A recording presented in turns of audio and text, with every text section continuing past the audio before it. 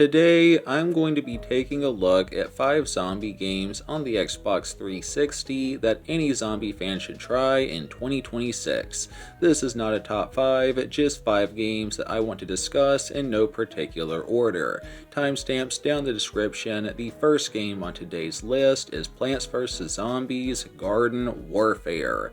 Now, the reason that this one is on today's list is that this is well, for starters, it's a very fun third-person shooter, but it is online only, and the servers might be closing down soon. And the reason I say that is that EA, the publishers, have announced that they will be pulling the plug on this online-only game for the PlayStation 3 here in a couple of months. Now, they haven't said anything about the 360 version yet, but if they are shutting down the servers for the PS3 version, we can probably reasonably assume that the 360 server shutdown probably will not be too far off. And again, you can only play this game with that connection, so if you've been thinking about playing this game, I definitely recommend picking it up ASAP while the servers are still available. Now, this game has 2 main modes, I guess you could say.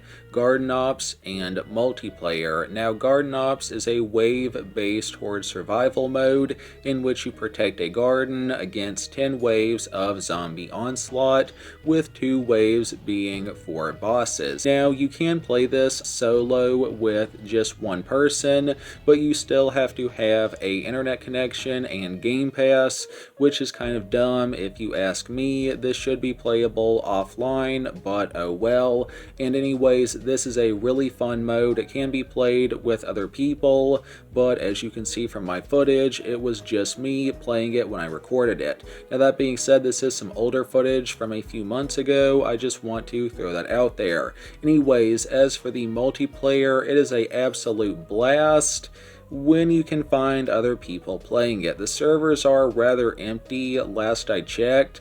Now, that being said, there are several amazing multiplayer modes. There's like the Team Vanquish mode, which is basically your standard team deathmatch, and there was another really fun one called Gardens and Graveyards, where basically one team attacks a objective while the other team defends it.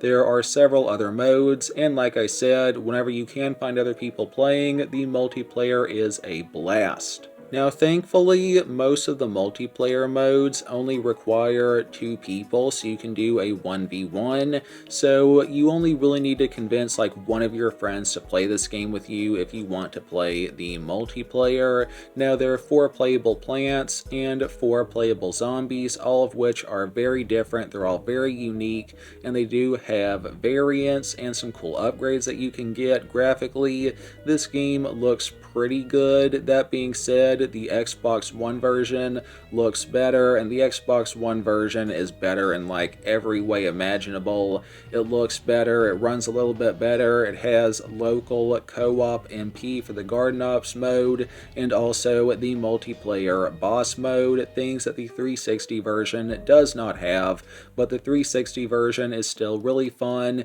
It's kid-friendly, it also has that going for it. It is a great game. Now, this one is not backwards compatible, but it is good for getting some achievements. It's cheap.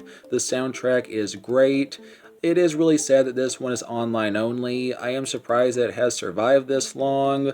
But yeah, definitely get this one while you still can. It's a great game, and rest in peace to the PlayStation 3 version. Now, coming in as the second game on today's list, Lollipop Chainsaw. This is a really fun third-person hack and slash, and it has a really wonky, bonkers story. Basically, you play as a high school cheerleader on her 18th birthday, and her name is Juliet Starling. She has a ginormous pink chainsaw, and her boyfriend is a decapitated head who is somehow alive. And her, along with her family, they save the world from the zombie apocalypse. If that is not a wonky, far out story in the best way possible. I don't know what is, and this game does have two endings, a good and a bad ending, so, you know, a little bit of replay value there. Now, apart from Juliet's massive pink chainsaw, she also has pom-poms, which she can use to stun zombies, and a shotgun attachment for her chainsaw. Now, the shotgun attachment isn't too useful, but there is a achievement linked to it, and you do need it for some bosses, but primarily you will be using the chainsaw. Now, there are a lot of fun combos and special attacks that you can do. I really like this one attack where you hit the deck and you basically start spinning in circles and cutting off zombies' legs. That one is great for crowd control. There's one, I believe it's called Chainsaw Parade. You press the X button 5 times, I think, and then the Y button twice, and it is great for attacking a large group of zombies. There are lots of other fun combos, but just mashing Y a billion times will get the job done on the easier difficulties when you're just new to the game. Now, this game has a ton of zombie variety. You have cop zombies, chicken zombies, sports players, gamer zombies, a ton of enemy variety. Now, in addition to having a ton of normal enemies, this game also has several cool and very creative boss fights, like a Viking zombie, a hippie zombie, a ginormous fat Elvis zombie, and a couple rockstar zombies as well, Zed and Lewis. Now, the Elvis zombie was the final boss in this game, and he was kind of disappointing, and I think that Lewis should have been the final boss. I've seen some other people say that they feel like Lewis was supposed to be the final boss, but he was kind of swapped out at the last second. If you've played this game, you probably see what I mean, but Zed and Lewis are my personal favorite of the bosses. Again, there are lots of bosses in this game, a ton of enemy variety. This is a very replayable game. That being said, this is a shorter game. It's only like 6-ish hours long, but this is one of my favorite video games of all time. The voice actors are great, the graphics are pretty good, the soundtrack is amazing. This game is just a blast in general, and it has a lot of cool stuff for you to unlock, like alternate costumes, upgrades, concept art, all of that good stuff. Now, this one is not backwards compatible, and it is a pricier game, but it is worth it in my opinion, and I personally prefer the original game to the remaster, Lollipop Chainsaw Repop.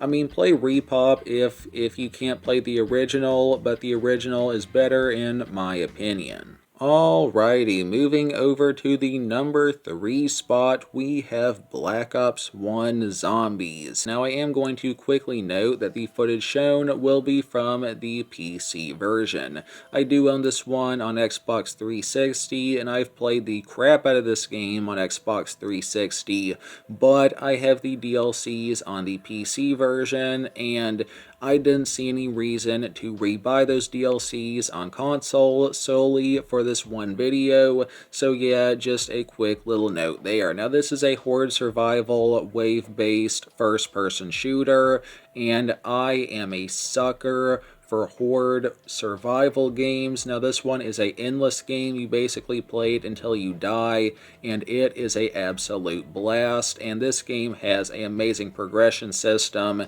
You basically just spawn in with a crappy weak pistol, a crappy knife, and a couple of grenades. And early in the game, the zombies are weak. They move slowly. There are only a couple of them for every wave, but as you progress, the zombies get tougher and more of them spawn in with every round, and you have to buy better guns and get perks, things like Juggernog, which increases your health, or Speed Cola, which makes you reload faster.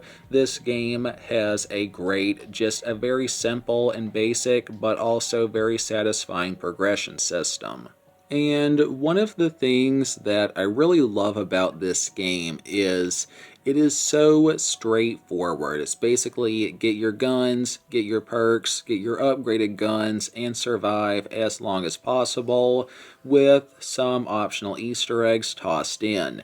And like compared to newer zombies, now the newest ones that I've played was Cold War and Vanguard, and playing those I was like, what the crap is going on? Why is this so complicated? Why are there like perk tiers, armor, crafting? What on earth is this? I certainly prefer the classic old school, simple, get some guns and survive zombies game mode. It is awesome, and this game has several iconic maps, specifically Kino der Toten.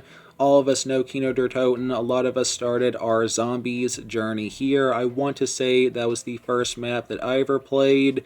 This game is just simple fun, and I have a lot of nostalgia for it. Now, this game is backwards compatible on newer Xbox consoles, so you can play it on your Xbox One, your Xbox Series X, so this game is that going for it. Now, I personally prefer the next game in the Black Ops series, Black Ops 2 Zombies, but Black Ops 1 is still awesome.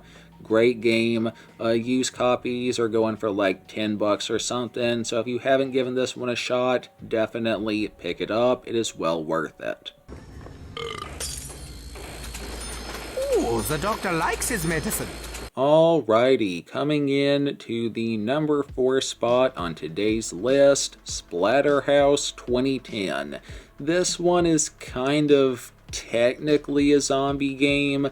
Now, the enemies that you fight are closer to the Zeds from Killing Floor, but at one point one character says that you're fighting zombies, so I'm going to allow this one. Now, I am going to note that I am going to have to censor some of the footage from this game just simply due to how graphic it is, but that out of the way, this game is a absolute blast, a very fun third-person beat-em-up with a ton of enemy variety.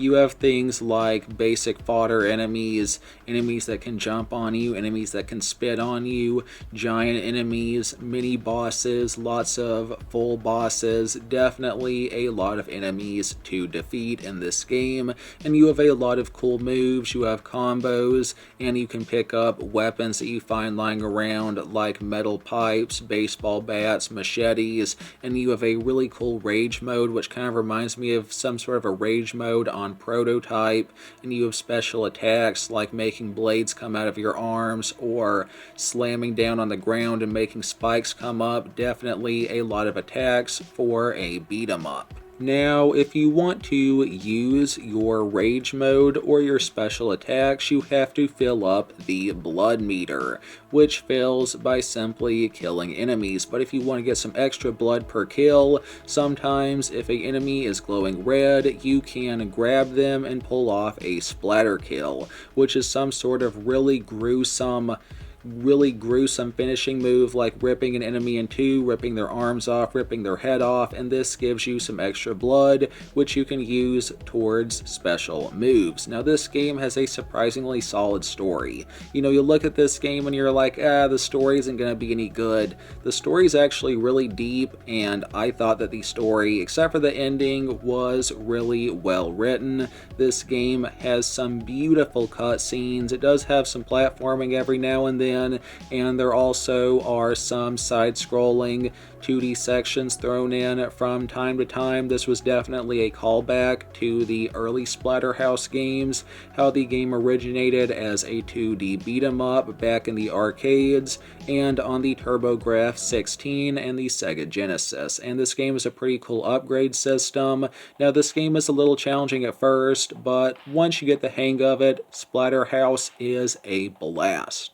And this game has a horde survival mode in which you have to survive against 20 waves of almost endless monster onslaught while heavy metal music plays in the background. The horde mode is a blast. This game has a lot of fun achievements. Like I said, the graphics are really good, the soundtrack is awesome, the voice actors are really good, and this game does have a Xbox exclusive cosmetic mask. This is a very gruesome game. I would have loved it as a teenager. Now this game is not backwards compatible, and this is a pricier game, but it is certainly worth it, especially since you can unlock the first 3 Splatterhouse games and play those off to the side. Splatterhouse, great game.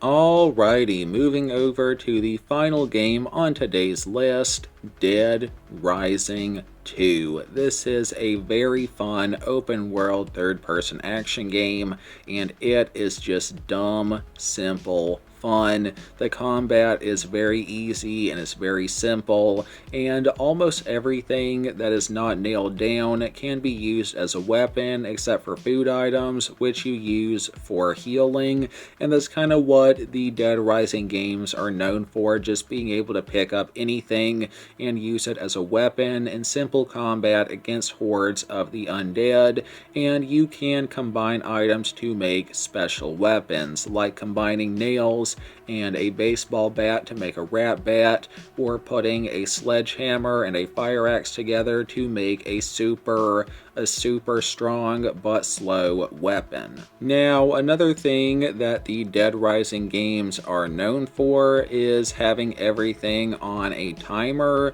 so you have to choose what you do very wisely. For example, do you want to do the main story? Do you want to do side missions? And there are a lot of side missions, but everything is timed, and this definitely does add some stress and tension, and it really makes you decide, okay, what do I want to do? Now, the main story does have several endings, and that helps add some replayability, and this is just a very replayable game in general. Now, that being said, there isn't a ton of enemy variety, but this is ultimately my favorite Dead Rising game, and this game even saw 2 spin-off games, Case Zero and Case West. Both of those are pretty fun as well. This game has pretty good graphics, the soundtrack is good, the voice actors are pretty good. Now, this one does have some sort of a multiplayer mode called Terror is Reality. I was never able to find anyone playing it, so no comment there. Now, this game does have an online co-op mode, but it is very iffy as to whether or not it will work. I did find someone playing this a while back, but we kept getting disconnected over and over again, so the servers are still up. Last I checked, they are just very iffy. Now, this game is dirt cheap and is 100% worth buying. That being said, it's not backwards compatible, but this game is just simple fun. Definitely worth grabbing. And yeah, 5 zombie games on the Xbox 360 that anyone should try in 2026. Now, this is a follow-up video. A link to part 1 will be in the pinned comment. Basically, this one was brought back by popular demand. I made a video, 5 zombie games on the Xbox 360 that you need to play in 2026. That one got a lot of views, and a lot of people commented asking for a part 2. So here you go. And if you want to see a part 3, let me know down in the comments. And let me know your thoughts on this list down in the comments, and just your thoughts in general. And if you want to connect with me, I can be followed on GameRam for hints at upcoming videos and behind the scenes stuff. And if you stuck around to the end, I really do appreciate it. This video has been kind of annoying to make, as I had to redo it several times, and my neighbors would not be quiet. They interrupted me countless times. So if you stuck around to the end, huge thanks. I really do appreciate it. As far as our Bible verse of the day, I read Psalm 4:8 NIV. In peace I will lie down and sleep. For you alone, Lord, make me dwell in safety. And like always, none of my videos are ever made by AI. Keep YouTube human and only support man-made videos. And I never give permission for my voice and likeness to be copied and altered by robots in any way. Thanks again for watching. Have a good one. I gotta go use the bathroom. Peace.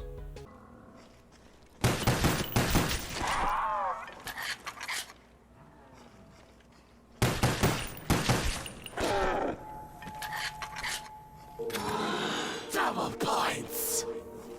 Capitalism keeps ammunition from my hands!